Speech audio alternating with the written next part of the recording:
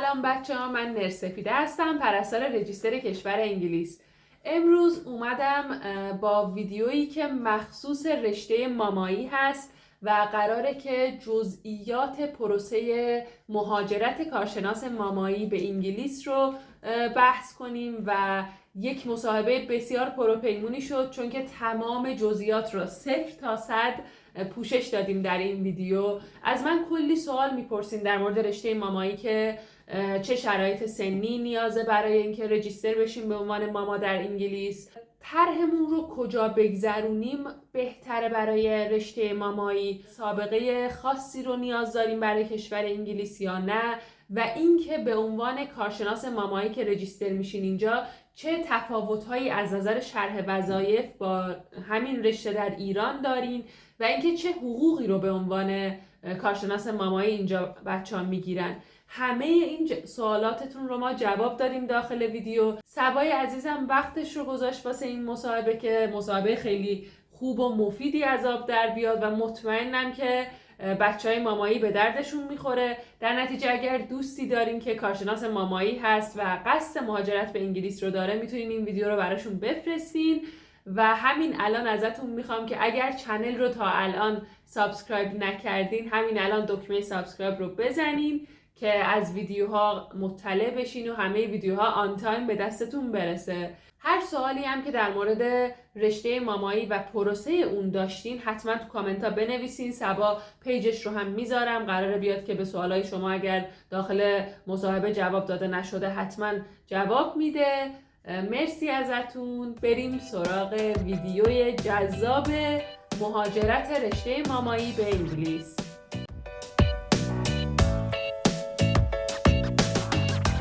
سلام سبا جان، عصرت بخیر. مرسی که دعوتمون رو قبول کردی.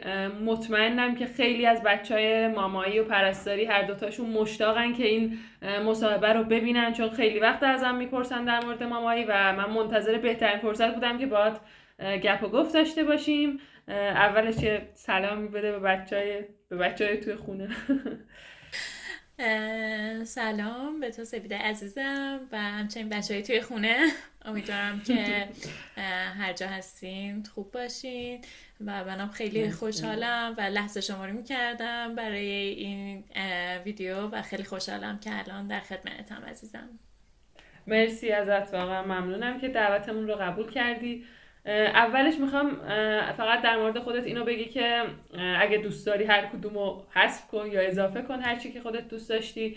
اینکه چند سالته و چند سال سابقه کار در ایران داشتی، در مورد تحصیلت تو ایران و در مورد استارت پروسه مهاجرتت که از کی شروع شد و آخرش هم میپرسم که راضی هستی یا نه. این دیگه کلیشه‌ای ترین سوال ممکنه که میپرسم ولی باید بپرسیم. همینا رو بگی پیش بریم جلو.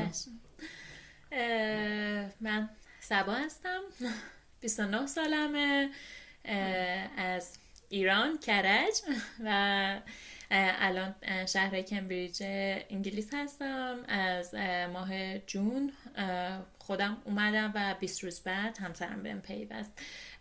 و در مورد سابقه کارم و تحصیلم توی ایران، من کارشناسی دانشگاه آزاد کرج بودم و بعد از اون بعد از هلوش 2-3 سال ارشد شرکت کردم و ارشد مشاوره در مامایی دانشگاه البرز کرج بودم، دانشگاه سراسری. ولی خب به خاطر مهاجرت من ترم آخر، یعنی در حین نوشتن پایان نامه، انصراف دادم چون خیلی قرار بود طول بکشه و از این طرفم خب خودم خیلی عجله داشتم که بخوام زودتر بیام.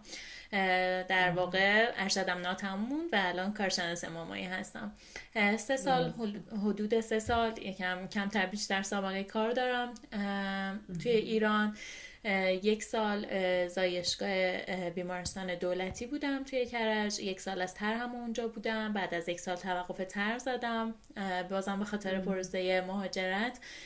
و هم قبل از اون هم حین اون 1 سال با یک مرکز مشاوره مامایی که توی تهران بود همکاری داشتم. کار مامایی همراهی و کلاسای بارداری و اینها رو داشتیم و حین همه این پروسه ها با یکی از همکاران مطب هم داشتیم توی کرج. به خاطر همین همین یکم همپوشانی داشته سابقه کارم، ولی به طور کل هلوش 3 سال بوده سابقه کارم توی ایران.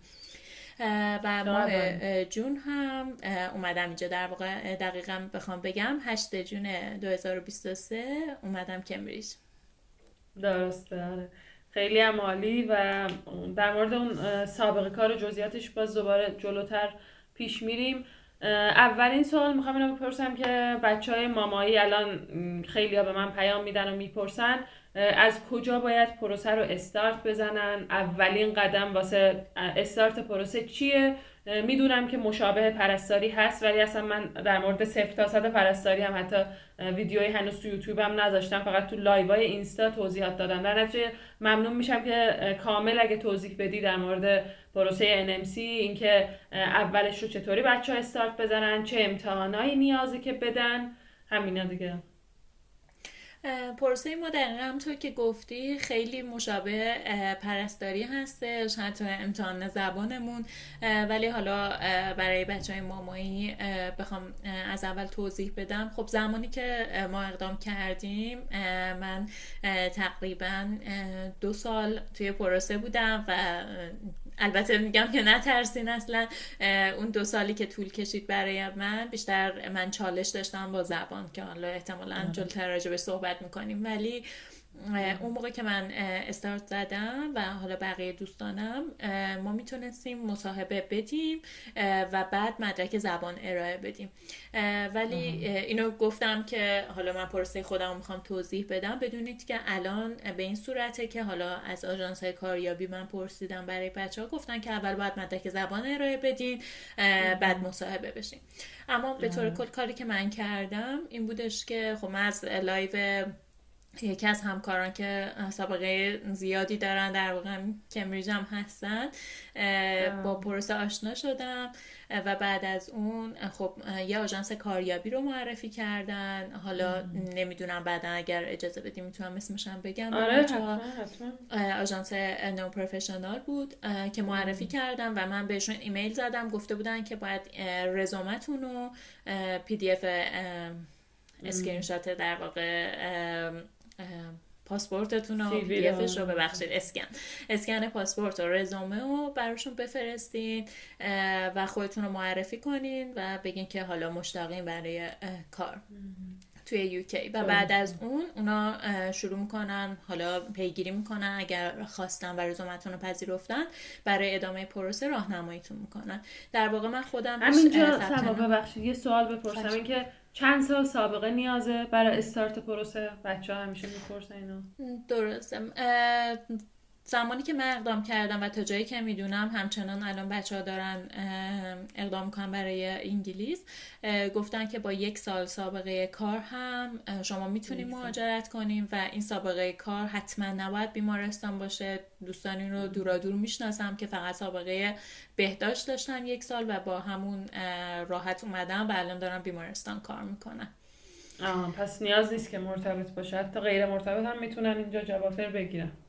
آره دقیقا میتونن جاب آفر بگیرن و فکر می‌کنم به خاطر این کمبود نیروی شدیدیه که اینجا دارن و از یک طرف خب من خیلی میشنوم ازشون که کار بالین ماماهای ایرانی و حتی پرستارای ایرانی کلا کادر درمان ایرانی و کار بالینشون خیلی قبول دارن اینجا. آره. و حالا توی مصاحبه هم شما خیلی بیشتر میتونین خودتون رو ثابت کنین. بعد حالا الان میگن که علاوه بر اون پاسپورت و رزومه شما باید مدرک زبانتون هم براشون بفرستین برای اون آژانس کاریابی که دارین اقدام میکنیم. خب من اون موقع مدرک زبان نداشتم، فقط رزومه و پاسپورت هم فرستادم و بعد از شاید 1 هفته شاید هم کمتر به هم ایمیل زدن و یک مشاور برام تعیین کردن که مشاورم هم یک خانم نرس اسپانیایی بود که اینجا کار میکرد و قرار بود که توی پروسه منو راهنمایی کنه و اونجا به هم گفتش که حالا باید ثبت نام NMC رو انجام بدی و فقط توی مرحله اولیه که مدارک رو آپلود میکنی، مدارک اولیه که شامل دانشنامه و مدارک اولیه شناسایی و هم پاسپورت و این چیزاست، اطلاعات اولیه رو وارد میکنی و بعد از اون منتظر میمونی تا مصاحبه بشیم. و خب رزومه منو برای بیمارستان‌های مختلف ظاهرا فرستادن و با یه بیمارستان برای من برای 1 ماه بعدش مصاحبه هماهنگ کردن. و حالا اگر لازمه تا اینجا اگه سوالی هست من بگم، اگر نه که ادامه پروسه رو بگم. برای استارت پروسه گفتی که دانشنامه نیازه، پاسپورت نیازه و اون اطلاعات اولیه. گود استندینگ هم برای مامایی نیازه یا نه؟ آره خوب شد گفتی. دقیقاً گود استندینگ هم لازم هست. شما برای گود استندینگ اول از همه میرید توی سایت نظام پزشکی، صفحه خودتون رو باز میکنین و نگاه میکنین که چقدر بدهکارین به نظام پزشکی، که اصولاً برای بعضیاش خیلی شوکه کننده است. شما ممکن خیلی وقتا سر نزده باشن به سایت، ولی حالا نمیدونم دقیقاً سالی چقدر باشه، ولی هر مقدار که بدهکار هستین باید اول اون رو تصفیه کنید و بعد از اون از همون طریق صفحه خودتون میتونید درخواست گود استندینگ بدین و برای گود استندینگ هم باید حتما کارت نظامتون معتبر باشه، تاریخ انقضاش نگذشته باشه. گود استندینگتون رو درخواست میدین و حالا بستگی به نظام پزشکی داره. برای بعضیا یکی دو هفته، برای بعضیا یکم طولانی تر میاد توی سایت که میتونیم بیاین دریافت کنی و بعد میری اونم میگیری. اونم کاملا انگلیسی هست، نیاز به ترجمه نداره و آپلودش میکنین توی همون سایت NMC. و اینم بگم که گود استندینگ 1 سال اعتبار داره، یعنی زمانی که دیگه وارد پروسه شدین و هر وقت که ازتون خواستن برین دنبالشون ممکنه که مجبور باشین چند بار بگیرینش تا موقعی که بیان. آره اینم البته من اضافه کنم که چون من وقتی میگرفتم بعدش 1 بارم گرفتم، چون دیگه میخواستم که آپدیت باشه اینجا، برای آسکی هم نیاز بود که ببریمش. روش نوشته بود که از خیلی پرسیدم، گفتم به اندازه اعتبار کارت نظام پرستاریتون چیز داره، اعتبار داره. در نتیجه من کارت نظام پرستاریمو مثلا 1.5 سال چیز کردم، باشون حرف زدم، 1.5 سال تمدید کردن، در نتیجه اونم 1.5 سال معتبر شد. ولی خب این یه قضیه‌ای که بین خود نظام پرستاری انجام میشه. بعضیاشون قبول میکنن که بیشتر اعتبار بزنن، بعضی هم چون اتفاقا میدونن که شما برای مهاجرت میخواین این کارت رو تمدید کنین در نتیجه مخالفت میکنن و این یه چیزه. آره هنوز چیزی که خیلی بحثم هست در موردش که مطمئن نیستن. آره بعد سبا در مورد زبان گفتی با چالش زبان روبرو بودی. میخوام ازت بپرسم که چه نمره‌ای برای انگلیس نیازه برای مامایی و اینکه کدوم آزمون رو خودت دادی و تجربیاتت رو از زبان خلاصه طور. حتما.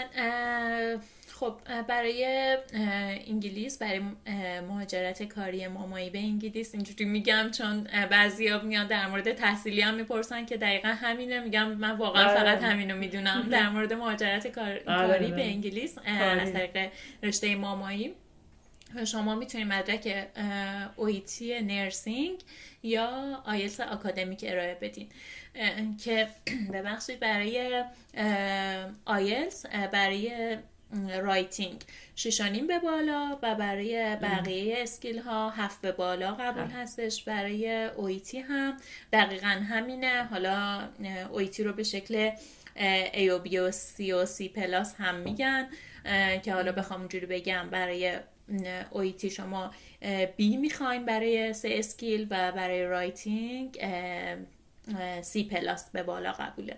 و شما میتونید 2 تا مدرک هم که با فاصله کمتر از 1 سال از همدیگه گرفته باشین با همدیگه ارائه بدین. البته این مدرک ها یا باید هر دوش OET باشه یا باید هر دوش آیلتس باشه، نمیشه یه مدرک OET با یه مدرک آیلتس با هم ارائه بدین. که وقتی که میخواین 2 تا مدرک رو با هم ارائه بدین، مثلا برای آیلتس شما بار اول به طور مثال مثلا ریدینگ و اسپیکینگتون رو B شدین، لیسنینگتون رو ببخشید 7 شدین، با اویتی قاطی کردم 7 شدین و به طور مثال لیسنینگتون رو 6.5 شدین و نمره رایتینگتون هم آوردین. اینجا فقط نمره شما لیسنینگ رو نیاوردین. بار بعدی که امتحان میدیم که با فاصله زیر 1 سال باید باشه، شما میتونین فقط اون نمره لیسنینگ رو جبران کنین و اونو 7 بشین و بقیه رو 6.5 بشین. یعنی زیر 6.5 هم قبول نیستش. و برای اویتی هم دقیقا همینطور، شما میتونین با اختلاف نیم نمره بقیه رو پایین تر بشین، اون نمره که نیاوردین رو توی امتحان دومتون بیارین و این دوتا مدرک رو با هم دیگه ارائه بدین. حالا توی سایت NMC که برین قسمت مدارک زبان کاملا خودشون توضیح دادن مدارکی که قبول هست، نمره ها و اینکه چجوری میتونید دوتا مدرک رو با هم ارائه بدین. ولی به صورت خلاصه دقیقا همین بود که حالا گفتم، اگر چیزی لازمه شما اضافه کنید. نه مرسی، چون فکر کنم برای پرستاری هم دقیقا همین باشه. آره حتما لینک سایت NMC رو هم میذارم تو دیسکریپشن که خواستم بچه خودشون هم میتونن چک کنم. تو خودت کدومو دادی؟ که من داشتم ببخشید نه ببخشید سرعتمون چیز شده. چالش من چالش لیسنینگ بود که خب خیلی واقعا پرسه خسته کننده شده بود برای من برای زبان، ولی من اویتی دادم. این که انتخابم اویتی بود واقعا نمیتونم بگم دلایلی که داشتم دلیل درستی بود یا نه، چیزی بود که خب هم آژانس کاریابی پروفشنال به معرفی کرده بود و خب خودشون هم یه سری کلاسای اولیه داشتن برای اویتی و خب من ترجیح دادم که برم امتحان اویتی بدم و به نظرم دستیافتنی تر بود و میگم هنوزم نمیدونم که دقیقا همینطوره یا نه. به نظرم خب اون رایتینگش و اسپیکینگش نسبت به آیلتس راحت تر بود، ولی شاید خب لیسنینگش که من باش چالش داشتم نسبت به آیلتس سخت تر باشه. یعنی اینو از چند تا از بچهای دیگه هم شنیدم، ولی این کاملا یه چیز نظر شخصیه و فرق بزرگی که داره اویتی بیشتر توی هیته خود پزشکی، پرستاری، مامایی و رشته‌های هولوش کادر درمان میچرخه مطالبش، دایره لغاتی که حالا شما باید تقویت کنین و خب من اینو بیشتر علاقه داشتم بهش که برم دنبالش. ولی میگم نمیدونم که دلیلم چقدر منطقی بوده یا نه، چیزی بود که من انتخاب کردم و حالا تا موقعی هم که قبول شدم بالاخره بازم همون اویتی رو دادم. آره درسته. نه اینا خیلی ها میگن اویتی خب به هر حال چون مرتبط تر مباحثش و دقیقا همینطوره، با لیسینینگش خیلی ها چالش میخورن ولی بقیه اسکیلا گویا که راحت تر که نگیم یه ذره دستیافتنی تر از آیلتس دیگه. به هر حال هر دوتاش هم چالش های خودشو داره و قطعا نیاز به مطالعه زیادی داره. بعد از اویتی اول اویتی رو دادی بعد آزمون CBT رو دادی؟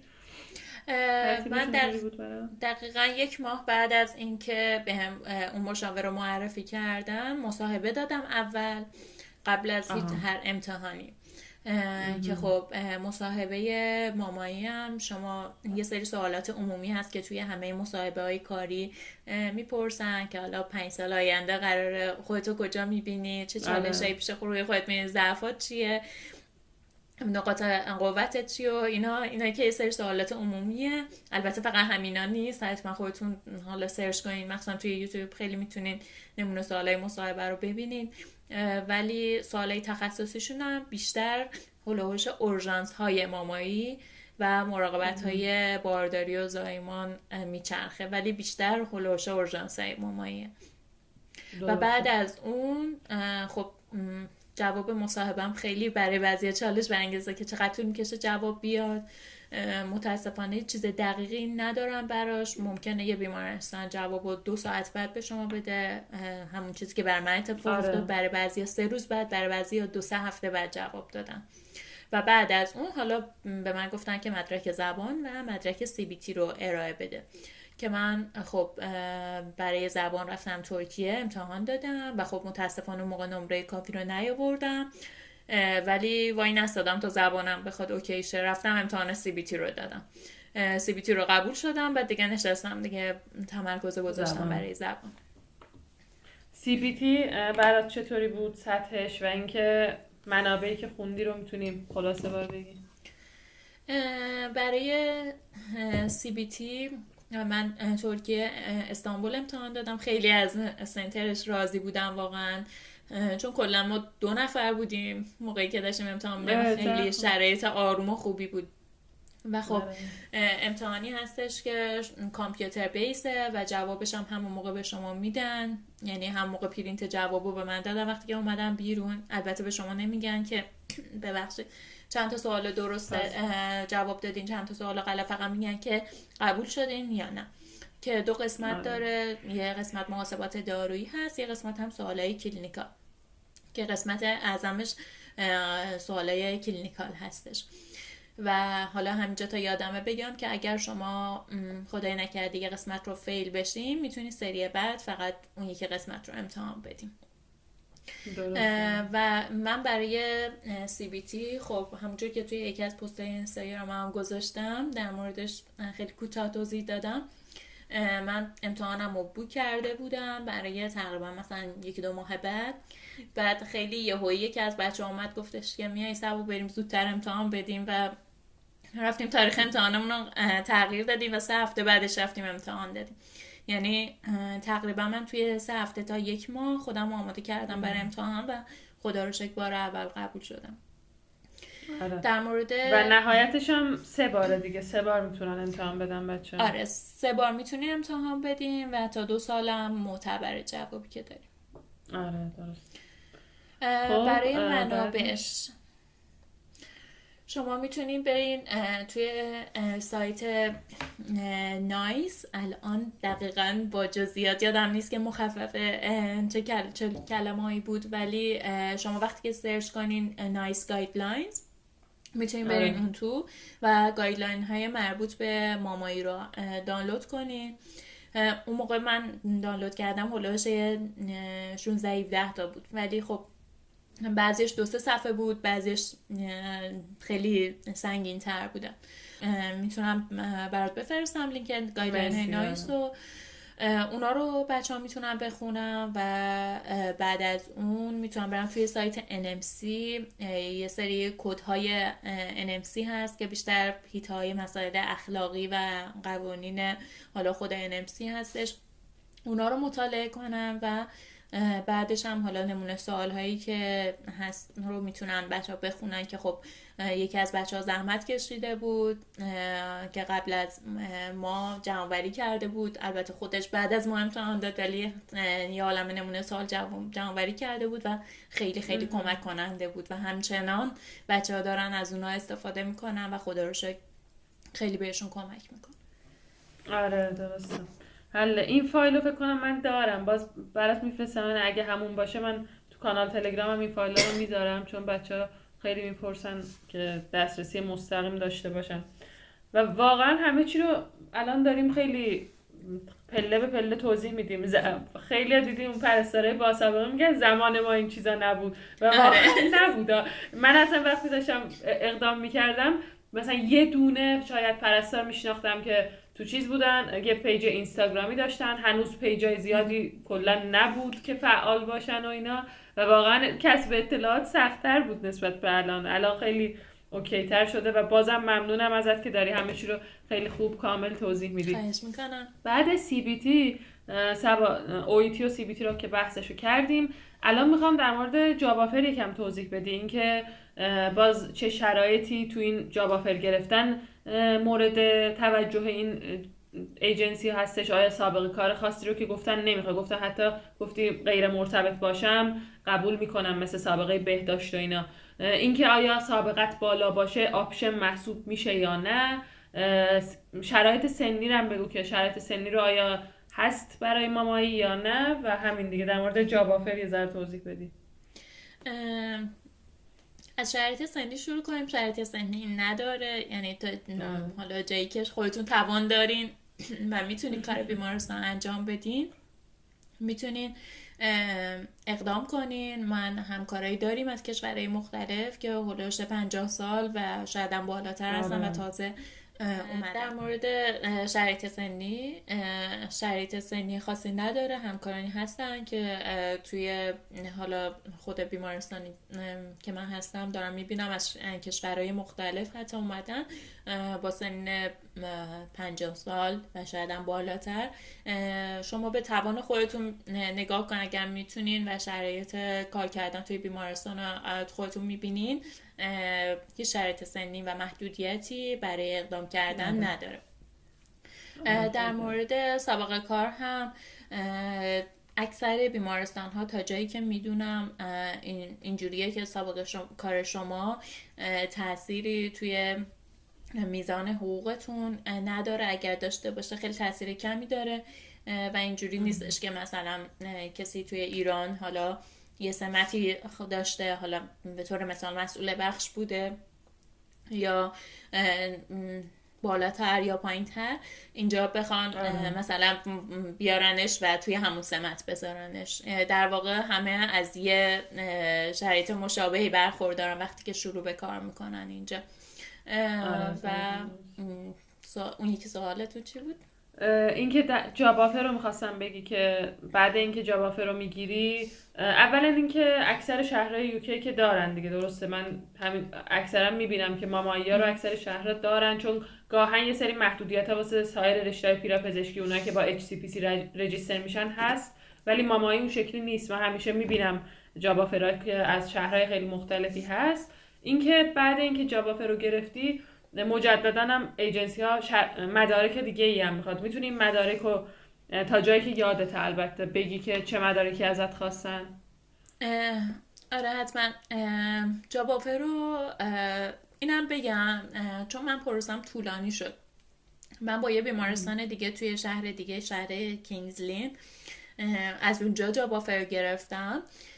ولی خب بعد از اینکه من پروسم طولانی شد، اونا برای یه مدت کوتاهی کلا نیرو نمیخواستم بگیرن. نه اینکه حالا به این دلیل که پروسه من طولانی شده، چون واقعا خیلی ساپورتیو بوده و نمیخواستن نیرو بگیرن و به من گفتن که میتونی صبر کنی، که خب منم واقعا دوست داشتم صبر کنم و مشاورم خب رزومه منو گفت دوست داری برای جای دیگه بفرستم، ولی ممکنه که بخوان دوباره باهات مصاحبه کنم. که به هم ایمیل زد، گفتش که بیمارستان کمبریج میخواد باهات مصاحبه کنه اگر خودت دوست داری، که خب من از خودم بود و خب خیلی هم بیشتر دوست داشتم اینجا رو نسبت به اونجا.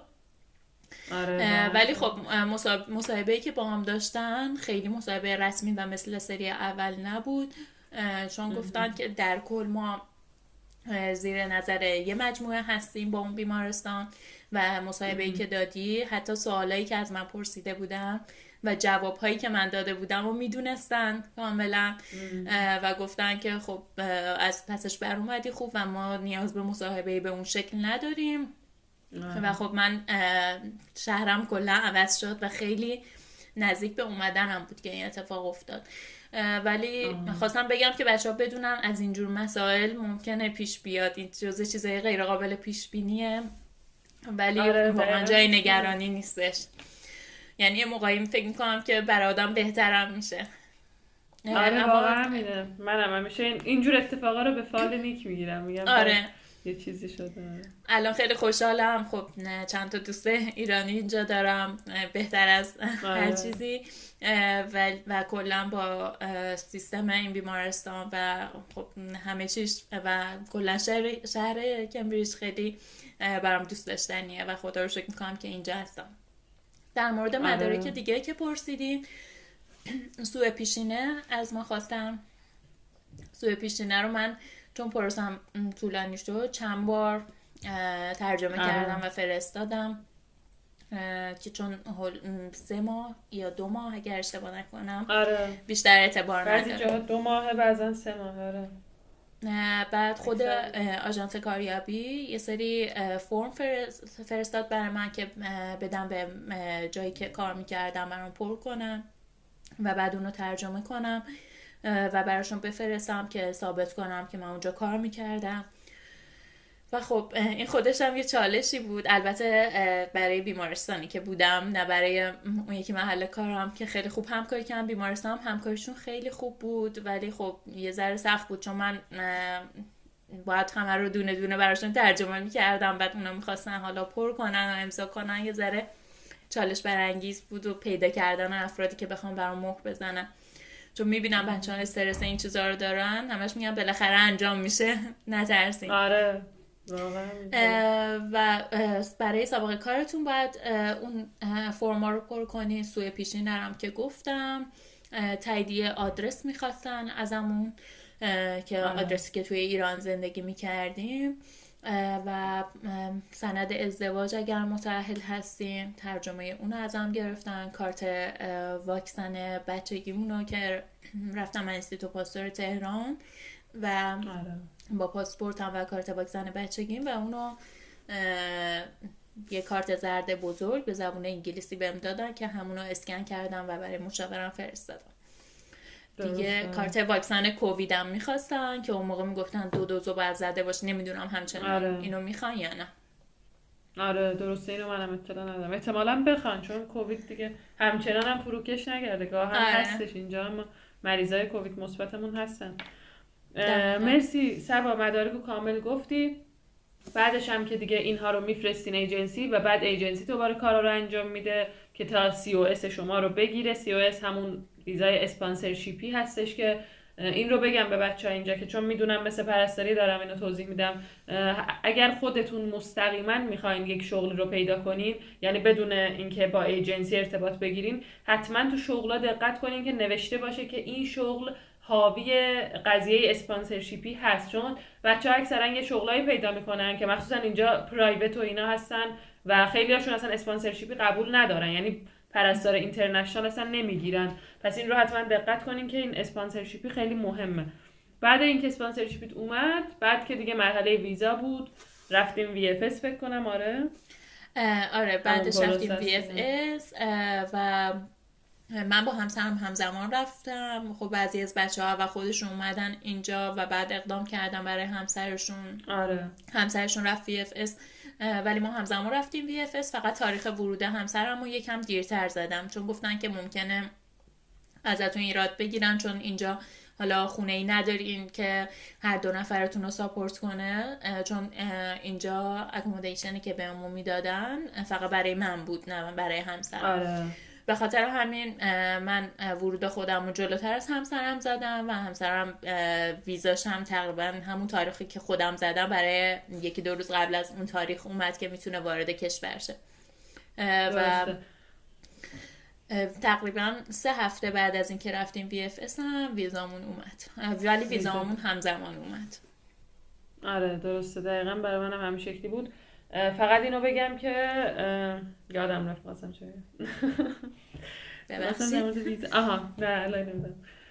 اینو میخواستم بگم که پس با مامایی ویزای پیوست به طور همزمان امکانش هست. اینو خیلی میپرسن که آیا میتونیم همزمان با همسرمون وارد کشور بشیم، که میتونین. فقط به قول سبا اگر اون بیمارستانی که براتون قراره اکامدیشن بده، یعنی محل اقامت موقتتون رو قراره بده، اونا معمولا برای 1 نفر این اقامت رو ساپورت میکنن. یعنی شما اگه با همراه و خانواده بیاین دیگه خودتون باید یه جایی رو بگیریم و این قضیه خونه پیدا کردن اینا رو شروع کنید، یعنی نمیتونین از اون اکامدیشن استفاده کنید. و این علتیه که بعضی این کارو میکنن و جدا جدا میان که یکم بعد، یعنی بعد از ورود خودشون همسرشون بهشون ملحق میشه. سبا بریم در مورد اینکه خب الان دیگه پروسه طی شد، رسیدیم انگلیس. الان در مورد شرح وظایف ماما، میدونم ببخشید خسته شدی ولی اینکه چقدر تفاوت داره مرسی ازت واقعا. اینکه چقدر تفاوت داره با ایران شرح وظایفتون اینجا و یه خلاصه ای از این شرح وظایفتون رو کلا بگیم. حتما. من الان بخشی که دارم کار میکنم همچنان توی بخش اولی هستم که شروع به کار کردم. اینجا یکم روتیشن ها طولانی مدت هستن. مثلا من از تقریبا 1 ماه بعد از اینکه اومدم دیگه وارد بخش شدم. همچنان توی همون بخش آنتنیتال هستم. بخشای دیگر رو نرفتم ولی خب از دوستانم که اونجا هستن باز شرح وظایف اونا رو هم پرسیدم. تقریبا میتونم بگم که توی همه بخشای یه چیزی که خیلی مشابه هست و اختلاف داره با ایران اینه که شما مسئولیت خیلی بیشتری دارین، چون اختیار عمل بیشتری دارین. توی ایران حالا شاید نمیدونم شما دوستان ماما داشتین یا نه، در جریان باشین یا نه، توی ایران شما به عنوان یک ماما کاری که انجام میدین در واقع اینه که اوردری که دکتر میذاره رو شما اجرا میکنین. آره. ولی حالا توی بیمارستان‌های دولتی زایمان هم دارن ماماها انجام میدن، ولی توی بیمارستان خصوصی حتی اکثر زایمان‌های طبیعی هم، نه همشو، اکثر زایمان طبیعی هم دارن متخصصین انجام میدن. ولی اینجا به اون شکل نیست، زایمان کلا با ماما هستش و شما اختیار عمل بیشتری دارین توی پروسه قبل از زایمان، توی پروسه زایمان و حتی بعد از اون. شما خیلی از تصمیمات رو باید خودتون بگیرین.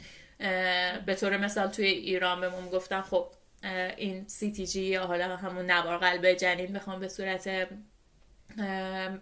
عامیانه اسمشو بگم، اونا هر بار که از مریض میگیرین اونو میبرین به دکتر یا رزیدنت نشون میدین، مثلا اون مهر میزنه و در واقع یه جورایی رفع مسئولیت هم بود از همکارا، ولی خب برای من لذت بخش نبود.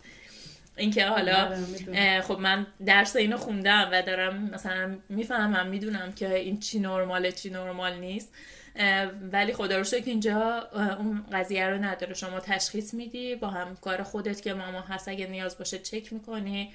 یعنی توی تیم خودتون اول از همه مثلا اگر موردی باشه بررسی میشه، اول از همه خودتون مسئولشین، تصمیم گیری میکنین، بعد حالا مامای سنیور و بعد مامای مسئول شیفت اون روز، و اگر لازم بود و حالا هر کس همه نظرشون رو دادن و با همچنان مشکل پا برجا بود، اون موقع حالا تماس میگیریم با دکتر که حالا همون رزیدنت های اینجا میشن، رزیدنت های زنان.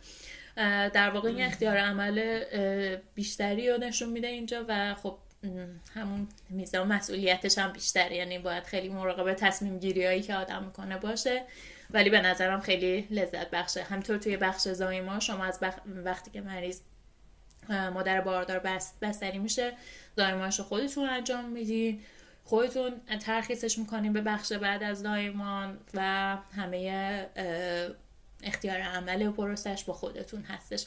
همینطور توی مراقبت های بارداری کلا با ماماها هست. حالا اگر مادری مشکل خاصی داشته باشه که از حیطه وظایف مامای خارج باشه، در کنار ماما اون متخصص زنان هم فعالیت میکنه. خیلی هم جالب.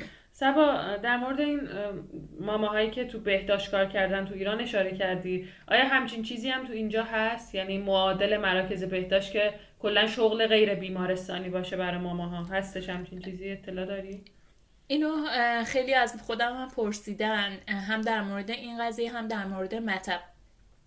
اینجا چیزی به عنوان مطب مامایی که حالا بیشتر کار مسائل حالا بهداشت زنان یا بیماریهای زنان رو کار میکنن، همکارا همچنان مراقبت‌های بارداری هم دارن کنارش. چنین چیزی به شکل ایران نیستش. چرا ماماهایی هستن که به صورت پرایوت کار میکنن، ولی بیشتر توی همون حیطه مراقبت‌های بارداری و حالا بعداً زایمان در منزل و یا اینکه نه، مراقبت‌های بارداری کلاس‌های بارداری رو دارن و بعد ارجاع میدن برای زایمان مادر رو به بیمارستان. اینجوری به صورت خصوصی ماما خیلی کار میکنن.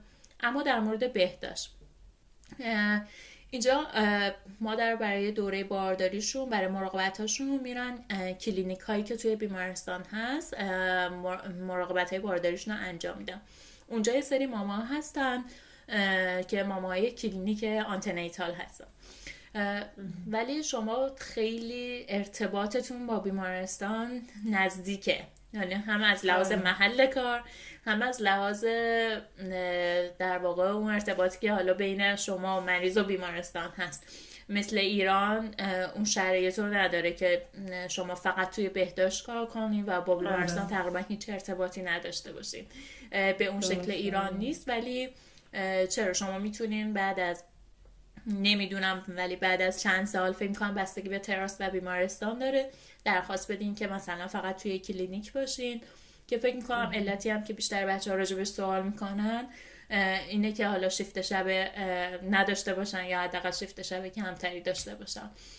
ولی فکر نمیکنم که از اول چنین چیزی ممکن باشه. شما باید اول که میان توی همه بخشا و حتی همون کلینیک آنتنیتال روتیشن ها رو برید و بعد از اون حالا هم با توجه به نیاز بیمارستان هم انتخاب خودتون توی یک بخش به صورت ثابت شروع به کار کنید. مرسی، واقعا مرسی، کامل توضیح دادی. خواهش میکنم. صبا یه چیز خیلی بزرگی رو یادمون رفت، مسئله آزمون آسکی. یه لحظه یادم افتاد. نه چون داشتیم به ترتیب از ایران داشتیم خارج میرسیدیم انگلیس پیش رفتیم.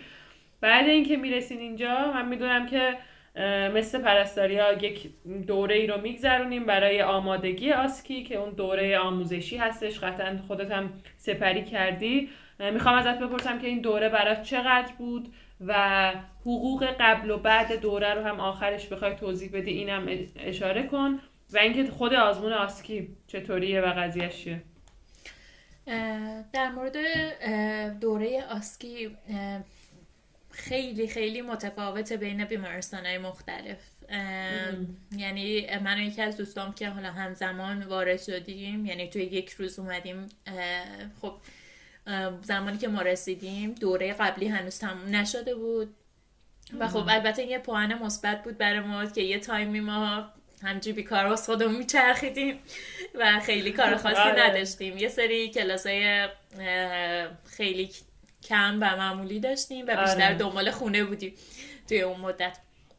اینو میگم به خاطر اینکه بعضی از بچه‌ها بلافاصله بعد از اینکه رسیدن از 2 روز بعدش کلاسای آسکیشون شروع شد.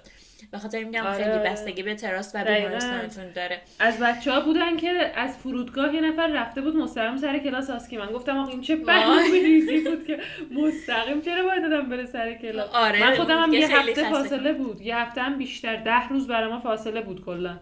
هم مثل تو بود دقیقاً، کلاسای آنلاین خیلی کم، اکثرش رو تو خونه بودیم، میرفتیم شهر رو میگشتیم، در این حد بودیم. به نظرم این بهتره. دقیقاً خیلی سخت میشه مستقیم آدم با چالش حساب باز کردن و خونه پیدا کردن و کلاسای آسکی بخواد روبرو بشه. کلی چالش. خیلی متفاوته بین بیمارستان‌ها. بعضی از بچه‌ها تقریباً 1 ماه، بعضیا 2 ماه، بعضیا 3 هفته کلاس داشتن، ولی برای ما اصلا کلا فرق می‌کرد.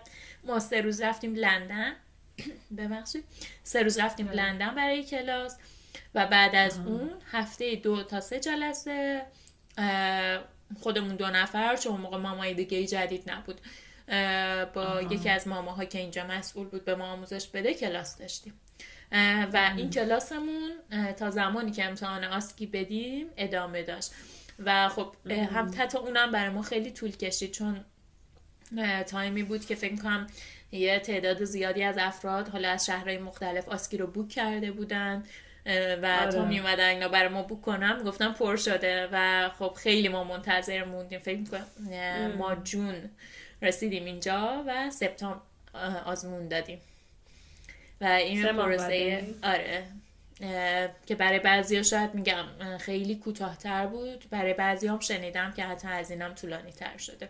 نه مال منم دقیقاً اینجوری بود. 3 ماه بود مال من. کلاسای ما اینجوری بود.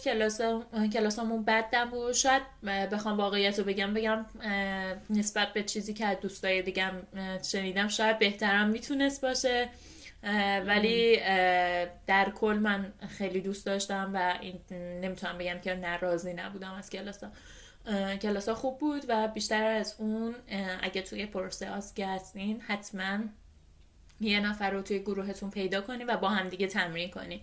یعنی چیزی که شما رو به نتیجه میرسونه این تمرین کردن مداومه و تکرار کردنشه، چون امتحان آسکی همونطور که احتمالاً بدونی امتحانیه که حالا برای ما 10 تا استیشن داره و هر کدوم تایم مخصوص خودشو داره و اینکه شما بتونی توی اون تایم همه مواردی که میخواین بگین رو کاور کنی خیلی میتونه بهتون کمک کنه توی قبول شدن امتحان.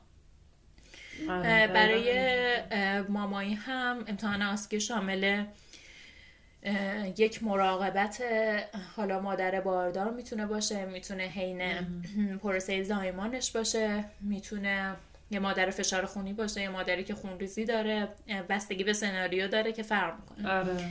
یه مادری که توی بیمارستان حالا یه مشکلی داره، یا قبل زایمانشه یا بعد از زایمانشه یا حین لیبر. شما باید مراقبت های اونو انجام بدین که شامل ابزرویشن ها، حالا چک کردن وایتال ساین و چک کردن حالا معاینات بارداری و اینا هستش و بعد از اون حالا شما توی استیشن های بعدی 2 اورژانس مامایی رو دارین حتما و به احتمال زیاد معاینه کامل نوزاد رو داریم و بعد از اون چند تا از استیشن هم به صورت نوشتاری هستن که به اسم سایلنت استیشن هست که حالا نمیدونم اگر میخواین الان توضیحشون بدم یا اینکه نه کافی هستش. استیشن ها رو یعنی میخوای بگی؟ نه اوکی دیگه، همون استیشن های که نوشتاریه و اکثرا هم مربوط به چیز دیگه، پروفشنال ولیو های اینجا، یه چیزایی که باید اینجا حتما رعایت شه، یه چیزای موارد اخلاقی و اینها. چون میخوام در مورد حقوقم بیشتر بگی، مطمئنم همه الان گوش دادن آخرش میپرسن که آخرش نگفتی حقوق چنده. میخوام اینو بگی که قبل آسکی و بعد آسکی چقدر فرق میکنه و کلا پایه از چه مقداری شروع میشه. خب در مورد بحث شیرین حقوق، خب من هنوز پینمو نگرفتم به خاطر اینکه شما توی اون پروسه NMC که هستیم بعد از اینکه آسکی قبول میشین یه دور دوباره همه مدارکتون چک میشه و یه قسمتی داره که احتمالاً برای شما هم داشت که یه پزشک باید تایید کنه سلامت شما. آره. که خب متاسفانه من اون پزشکی که توی ایران اطلاعاتش رو دادم هنوز ایمیل NMC رو خیلی دیر جواب داد و به خاطر همین من پروسه پینم طول کشید. ولی حقوقش شما از زمانی که میاین شما مامای بند 4 هستین و با بند 4 شروع به کار میکنین. بعد از آسکی میشین بند 5 که حقوقتون افزایش پیدا میکنه.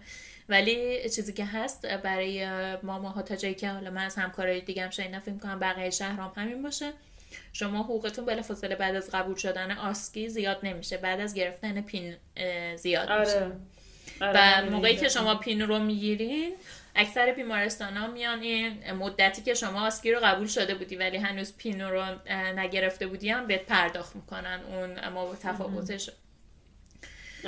ولی من حالا بخوام بگم از ماه اولی که اومدم درسته که حتی کار نمی کردم و حتی دوره آسکی هم شروع نشده بود، ولی شما از روزی که تاریخ شروع به کارتون توی COS خورده، حالا شما اینجا کار میکنین، کلاس میرین یا هر چیزی، شما حقوق شاملتون میشه و حقوق دریافت میکنین سر یه تاریخ مشخص. هر ماه حقوقتون رو دریافت میکنیم که برای بیمارستان ما برای مامای بند 4 بین 1500 تا 1700 متغیر بود دریافت دیگه. این بعد از کسر تمامی مالیات و آره بعد از آره من دارم دریافتی رو میگم چون من هنوز نتونستم این پی اسلیپ رو دیتیلش رو کاملا بخوام جدا کنم. که آخر یوتیوب منو ندیدی؟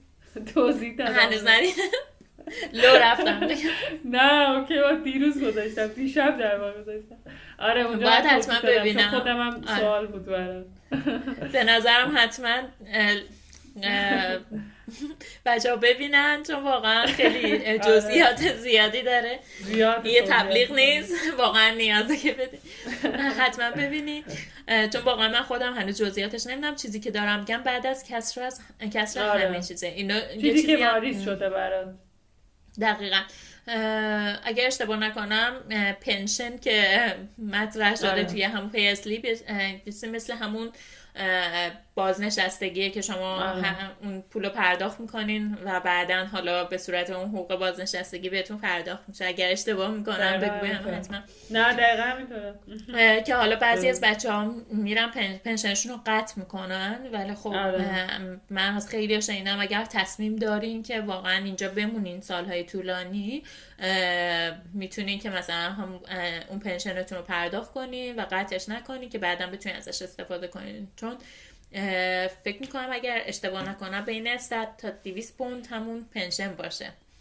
آره متفاوته برای شهرها و تراستای مختلف، ولی آره بود. منم قطع کردم از 2 ماه پیش در واقع قطع کردم، ولی آره برای منم حدوداً 180 بود یا 170 بود.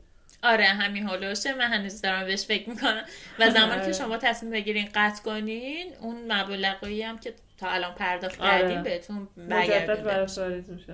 دقیقاً میشه. و بعد از آسکی، بعد از اینکه پین نامبرت بیاد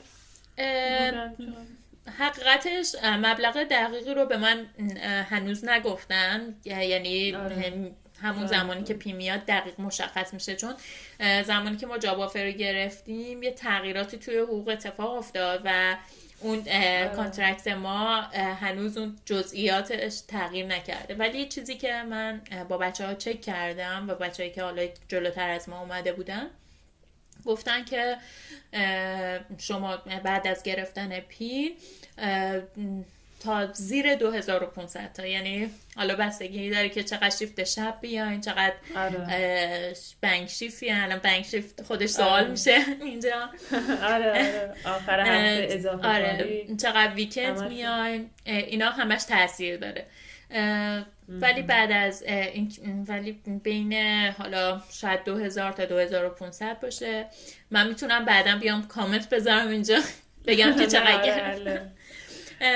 اینجا ببخش گفتی اضافه کنم، حتما پیج اینستاگرامت هم میذارم تو دیسکریپشن، باز بچه‌ها احتمالاً به خودت هم بعدن زحمت بدن و سوال و اینا داشته باشن بپرسن. ولی واقعا ویدیو کامله، یعنی هر کی با همین جلو بره یعنی سوالی براش باقی نمیمونه چون همه چی رو کاور کردیم. ولی آره حتما پیج اینستا و پیج یوتیوبت هم که قصد داری باز کنی حتما اونم بگو که میذاریم اینجا. حتما، خیلی ممنون، مرسی. در خدمتم، خوشحال میشم بتونم کمک کنم به بچه‌ها. و توی من نمیدونم برای پرستاری این ارتقا به بند 6 یا حالا بند 6 در واقع چطور هستش، ولی برای ما یه سری پک پرسپتورشیپ بهمون دادن که توی این پک یعنی در واقع حالت یه کتابچه است، یه دفترچه یا کتابچه است که توش لیست شده یه سری کلاس ها و دوره هایی که باید بگذرونین، مثل دوره همین CTG یا دوره های مثلا سوچورینگ و اینجور چیزاست. اینا رو که میگذرونین اونجا، یا کنیولیشن، اینجا برای حتی رگگیری هم شما دورش رو میگذرونین. یعنی مثل ایران که حالا مخصوصا پرستارا دیگه نقطه زن بودن خودشون، ولی اینجا همه اون ترینینگ ها رو میگذرونین و اون تو براتون امضا میشه و یه تعداد از هر کدوم از اینا رو حالا به علاوه موارد دیگه مثل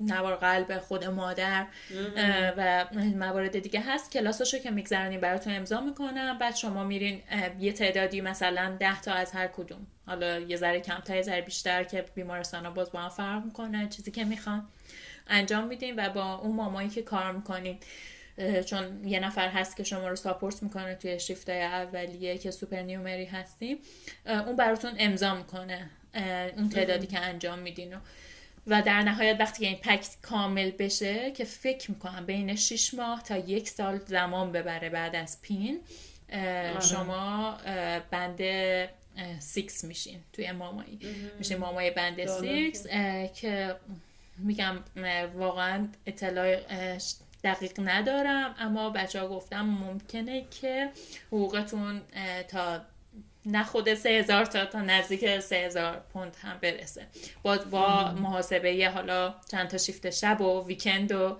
این موارد. آره درسته، در همینطوره. جالب بود این تو پرستاری این شکلی نیست که این پرسپتورشیپی که گفتی رو نداریم ما اینجا. مثلا باید یه پوزیشن رو پیدا کنیم، مثلا تو NHS جابز میذاره عین همون پروسه جاب آفری که طی کردیم، مثلا یه جابی رو ببینی که بند 6 اگه سابقه کارت و چیزت سیویت مرتبط باشه احتمالاً قبولت کنم و بری مثلا بند 6 رو اونجا شاغل بشی. جالب، متفاوت بودینش. آره شنیدم که یکم برای پرستارها سخت‌ترم هست متاسفانه. آره تغییر بندها. و برای بند 7 که حالا خودم سرچ کردم در موردش، شما باید 3 سال سابقه کار داشته باشین اینجا بعد از اینکه پینتون رو گرفتین و بعد حالا میتونین اقدام کنین برای بند 7 که خودش هم باز یه سری ترینینگ و دوره ها رو داره. و حالا بچه‌ای هم که دوست دارن بدونن اینجا میتونن چقدر تنوع کاری داشته باشن یا پیشرفت داشته باشن، اینجا ماماهای اسپشیالیست داریم که مثلا توی زمینه دیابت میتونن باشن، میتونن کانسلتنت میدوایف باشن، در واقع مامای مشاور باشن اینا حالا با گذر زمان و حتما با شما بند 7 باشین و یا ریسرچ میدوایف باشی که نمیدونم برای ریسرچ میدوایف هم باید شما بند 7 باشین یا با بند 6 هم میشه، ولی میدونم برای اون یکی تخصص ها شما باید بند 7 باشین و بعد اقدام کنین که وارد این حیطه بشین. حتی مامای سونوگرافر داریم که اونو باید برین دانشگاه دورش رو بگذرونین و بعد میتونین توی حیطه بارداری سونوگرافی انجام بدین که توی بیمارستان هم خب خیلی از سونوگرافی هایی که از بخش آنتنیتال ما میفرستیم ماماهای سونوگرافر انجام میدن و خب شغل جذابی هم هست به نظرم، ولی یه دوره زیر 2 سال باید توی بیمارستان بریم و مدرکش رو بگیریم. توی دانشگاه منظوره؟ آره ببخشید دانشگاه. آره فهم. خیلی جالبه. دقیقاً پرستاری هم همین شکلیه و من همین انگلیس رو خیلی دوست دارم که اصلا جا برای پیشرفت و فیلدهای خیلی متنوع، یعنی فیلد اونقدر متنوعه که من الان هنوز 6 ماه از پینم نگذشته، 6 ماه از ورودمون گذشته، 7 ماه البته، ولی همش دارم سرچ میکنم که ببینم چه پوزیشن های مختلفی هست و خیلی جذابه. اصلا آدم یه پوزیشن هایی میبینه که من حتی فکر نمیکردم همچین چیزی وجود داشته باشه. یعنی نرس، دیروز یه پوزیشنی بود، نرس مشوق ترک سیگار، یعنی اسم پوزیشن این بود که دقیقاً میره مثلا دوره های مخصوصشو میگذرونه، بند 6 هم بود و تو کمیونیتی که من شاغلم اونجاست. خیلی جالب بود برام مثلا همچین چیزی، ولی خب اکثرا یک سابقه مرتبط با کمیونیتی رو مثلا از ما میخوان که حداقل بعد از پیم باید 6 ماه یا 1 سال باشه و قبل اون معمولا دیگه چون هنوز خودمون تازه کاریم دیگه معمولا قبول نمیکنن. ولی خب این خیلی جذابه که امکان پیشرفت رو برای آدم واقعا گذاشتن. صبا یه سوالی که یادم رفت بپرسم، احتمالاً همون مثل پرستاری باشه، ساعت کاری همون 37.5 ساعت در هفته هست درسته؟ دقیقا 37.5 ساعت در هفته هست. هفته که حالا ماه که 4 هفته باشه شما 3 هفته از ماه اگه بخواین شیفته لانگ دی یا شب که 12 ساعت 11.5 ساعت در واقع هستن برید توی 3 هفته از ماه 3 تا شیفت میرین، توی 1 هفته از ماه 4 تا شیفت میرین و این میشه در واقع شیفته یه ماهتون. حالا بعضیا میان شیفته ارلی یا لیت درخواست میدن که همون شیفت صبح یا عصر خودمون تو ایران هست، ولی خب من خودم ترجیحم اینه که شیفت لانگ یا شب برم ولی روزای بیشتری آف باشم. آره پس امکانش هست که کسی درخواست بده و ساعت کمتری رو بره ولی روزهای بیشتری رو بره. پس آره این امکان هستش. و حالا شما علاوه بر این 37.5 ساعت بعد از اینکه پینتون رو گرفتین و دیگه خودتون تونستین مریض بگیرین و اون تسلط کافی رو داشته باشین نسبت به کارتون، میتونین به منیجرتون بگین که من میخوام حالا شیفت اضافه تر بیام که هم بانک شیفت هست و حالا شما رو ارجاع میدم به کسی که این کار رو انجام میده براتون و میتونی بانک شیفت بردارین و شیفت اضافه تر هم بیاین. آره درسته. مشابه پرستاری. مرسی واقعا صبا ازت، خیلی خیلی ممنونم. مطمئنم که این مصاحبهمون خیلی به درد بچه‌ها خواهد خورد چون واقعا همه چی رو کاور کردیم با جزئیات. مرسی که توضیحات کامل رو دادی برای بچه‌ها. حرف آخری اگه داشته باشی، چیزی من نپرسیدم بخوای بگی، خوشحال میشیم بشنویم. چیزی که حالا میخواستم اونجا در مورد اسپانسر شدن بیمارستان بگم، شاید به درد بچه بخوره، در مورد امتحانا خب بالاخره خیلی هزینه بر هست. زمانی که من امتحان دادم و اکثر دوستانم هم ببخش همینطور بود، بیمارستان هزینه 1 بار امتحان CBT، 1 بار امتحان زبان، البته برای من 2 بار امتحان زبان رو دادن و اسپانسر شدن، ولی اکثرا 1 بار امتحان CBT و 1 بار امتحان زبان و 1 بار امتحان آسکی داده میشه توسط بیمارستان. بعضی از بیمارستان ها میگن که نه شما باید مثلا پرداخت کنید و بعد ما به شما برمیگردونیم. حتی بعضی از بیمارستان ها هزینه اون ثبت نام اولیه NMC رو هم خودشون پرداخت میکنن و اسپانسر میشن. دقیقاً اینطوره. این دقیقا نکته خوبی رو گفتی چون میپرسن که چقدر باید سرمایه داشته باشیم برای شروع مهاجرت. همین نکته انگلیس جالبه که هر هزینه‌ای هم که دارین در این پروسه میدیم به نوعی بهتون برمیگردونن دیگه. در واقع نهایتا هزینه خاصی نیست، فقط هزینه اولیه است که سفر کردیم به کشور دیگه واسه آزمون ها، هزینه ترجمه مدارکتونه، هزینه گود استندینگه و به جز اینا واقعا همه چی رو خودشون ساپورت میکنن اکثرا. حتی هزینه بلیط هواپیمای خودتون و اون محل کامودیشن اولیه که میدن همش ساپورت من تو هزینه ویزام دقیقا همینطوره. مرسی از صبا، واقعا ممنونم. میدونم فردا هم شیفت هستیم. مرسی که قبول کردیم مصاحبه رو، خیلی باعث افتخاره که آشنا شدم باهات و همینطور برای بچه‌ها هم خیلی مفید خواهد شد این لایو. مرسی ازت، واقعا ممنونم. شبت بخیر باشه. ممنون از تو، خیلی خیلی خوشحالم هم که با صحبت کردم، هم تونستم یه اطلاعات رو در اختیار بچه‌ها بذارم. امیدوارم که کمک کننده باشه و همینطور خوشحال میشم اگر کسی سوالی داشت، همچنان اگر بتونم کمکش کنم. ممنونم ازت، لطف می‌کنی. خواهش می‌کنم. مرسی، ممنونم. شبت بخیر. خداحافظ. خداحافظ.